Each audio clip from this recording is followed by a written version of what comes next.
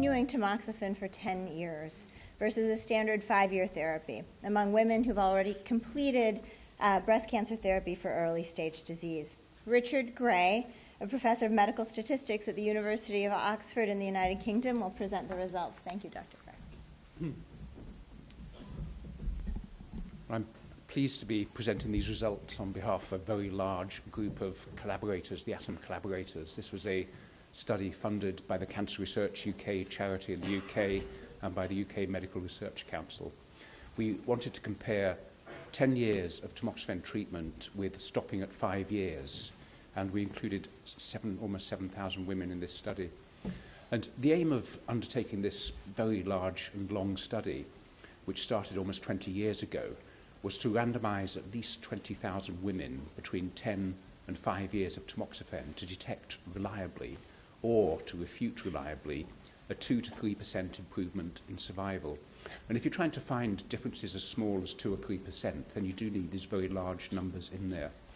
And the aTTom trial recruited in the UK, the Atlas trial recruited worldwide, and between the two of them, and the aim was to get 20,000 women. And we also had to follow these women up for a really long time, at least 10 years, to get the results of tamoxifen. And I'm going to explain why that such a long study was necessary. If you look at the effects of 5 years of tamoxifen compared to no tamoxifen for women with breast cancer, this is a very effective treatment. That women who didn't have tamoxifen in this big meta-analysis of all of the trials of 5 years worldwide, about 50% of them had a recurrence of disease by 15 years. And if you took tamoxifen, this is reduced to 33%, so a very substantial reduction in recurrence. And if you look at deaths from breast cancer, then you see a reduction as well, and by 15 years, about a third were dead versus about a quarter. So this is a really important treatment, a very effective treatment that's saving lots of lives worldwide. But even if you've had tamoxifen for 5 years, there's still a very high risk of recurring over the next 10 years. And so we wanted to know whether continuing beyond 5 years would actually reduce this late recurrence rate. And it's quite a tough call because tamoxifen is a remarkable drug that during the first 5 years it reduces recurrence by about 50%. And after you stop treatment, there's a reduction of almost a third over the next 5 years. So if you're continuing, you've got to beat this carryover effect of tamoxifen, and after 10 years there's not much, no loss of benefit, no further gain. And if you look at the effect on breast cancer deaths, then during the first 5 years there's about a 30% reduction. And then after stopping treatment, there's a third reduction in breast cancer death. And then for the next 5 years, there's still a third reduction in breast cancer death. So you have this very persistent effect on death from breast cancer. And if you continue for longer, then you've got to beat the carryover effect. So we said beforehand that we're going to need at least 10 years of treatment. And we presented these results, at least I presented these results about 5 years ago when they were still fairly immature, and at that stage we showed no benefit. But now, with the extra 5 years of follow-up, we now find that 580 versus 672 recurrences. And from years from randomization, this was after 5 years of treatment is year 0, that after 5 years there's not really much difference in the recurrence, but the benefit starts to emerge late as we had hoped for. And this is statistically significant. So we're seeing a difference between the ones who continued tamoxifen and the ones who stopped. The difference is only about 3 or 4% difference in recurrence. But this is very clearly statistically significant. But if somebody stops taking tamoxifen and then has a recurrence, then they're going to start again. So what is important is what is the effect on death from breast cancer, not so much recurrence, though obviously it's worth preventing.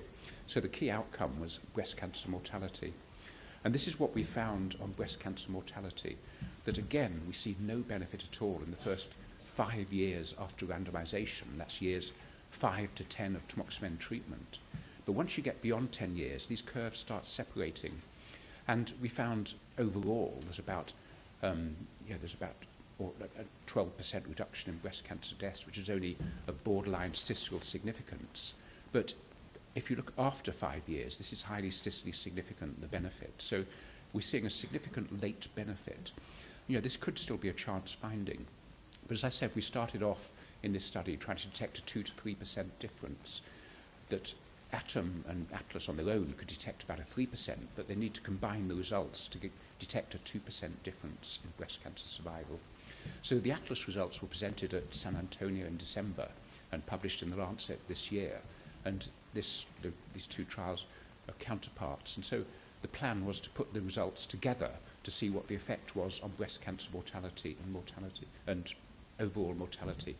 And what we found, if you estimate the effect in the ER plus women for 10 years versus 5 years on breast cancer mortality in aTTom and ATLAS, then in aTTom, as I've just shown, there was no benefit in the first 5 years of treatment. That's year to 5 to 9 of tamoxifen, first 5 years after randomization, with a 1.08, it's slightly higher breast cancer mortality rate, slightly lower breast cancer mortality rate in ATLAS in the 5 years.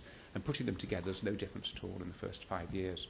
But afterwards, aTTom found this 25% reduction, and that's P equals 0.007 from year 5 to 10 after randomization. That's year 10 to 15 after starting tamoxifen. Exactly the same finding in the ATLAS trial, and 25% reduction. Obviously, combining them, you get a 25%, you get a 25% reduction. Very, very highly significant difference in 10 years. And if you take all years that ATLAS was significant, aTTom was borderline significant, and put the two together, you find a 0.001. So putting the trials together, I think there's absolutely no doubt, proof beyond reasonable doubt, that breast cancer mortality is reduced by continuing tamoxifen beyond 5 years. And you remember that in these years 10 plus, that 5 years of tamoxifen is reducing mortality by a third. And if you then reduce that by another 25%, then that is equivalent to a halving of breast cancer mortality. So if you have 10 years of treatment compared to no tamoxifen treatment, you have half the number of breast cancer deaths from year 10 onwards. So these are the conclusions. aTTom and ATLAS together provide proof beyond reasonable doubt. Continuing tamoxifen beyond 5 years reduces recurrence over the following years. We didn't see any effect on recurrence in the first couple of years. It started to emerge after about year 7. For breast cancer death, continuing beyond 5 years also reduces breast cancer mortality. No effect at all for the first 5 years of continuing. But after that, about a 25% reduction. So the conclusion is 10 years of tamoxifen compared to no tamoxifen reduces breast cancer mortality by a third in the first decade and a half in the second decade. And partly due to that, breast cancer mortality rates are falling worldwide. And I think this is another incremental improvement that will contribute to that. Thank you.